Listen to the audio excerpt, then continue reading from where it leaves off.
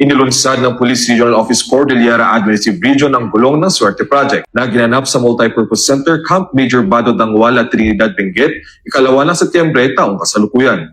Ang proyekto ay pinangunahan ni Police Colonel Lambert A. Swerte, Provincial Director ng Benguet Police Provincial Office, at dinaluhan ni Honorable Melchor D. Diclas, Provincial Governor ng Benguet na nagsilbing panauhing pagdangal at tagapagsalita, at ni Police Colonel Froilan B. Lopez, ang Acting Chief Regional Staff ng PROCAR.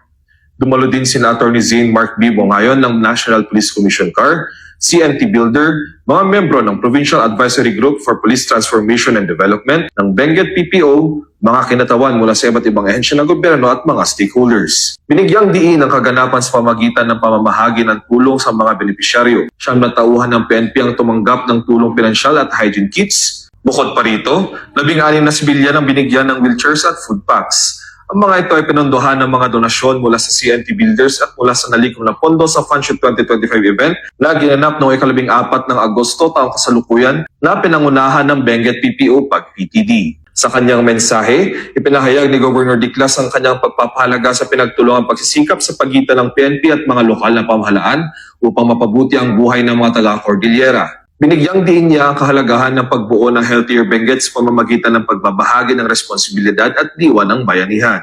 Ang Gulong ng Swerte Project ay sinimula ni Police Colonel Swerte noong siya ay First Commander pa ng Regional Mobile Force Battalion, Calabarzon. Ang pangalan ng proyektong Swerte ay hango sa kanyang apelyido na sumisimbolo sa pag-asa, pagpapatuloy at pagbabahagi ng pag-unlad.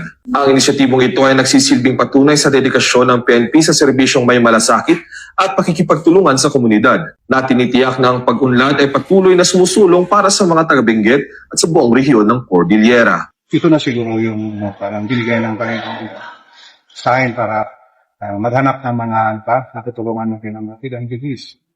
So, tuloy-tuloy yun, kaya pinanala ng Gulong ng Swerte, starting from RMP4A, tapos sumasenap sa NCR. So, we are very thankful sa mga generous hearts na palaging sumusuporta sa Gulong ng Swerte. At mga ibang kapulisan pa.